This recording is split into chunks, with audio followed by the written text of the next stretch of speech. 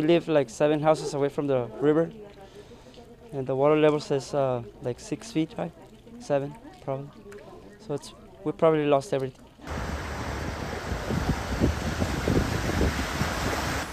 We had so many years of drought, and they could have fixed the levee way back, and they didn't.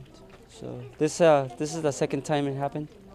Back in 1995, same thing. We lost everything again. Frustrating, confused on when to go back, not knowing what it's like over there. I mean, it's flooded, but we're not sure if we lost any, like whatever we did.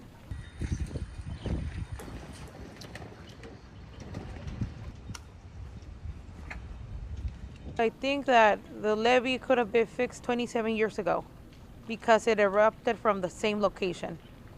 And I think nothing got fixed.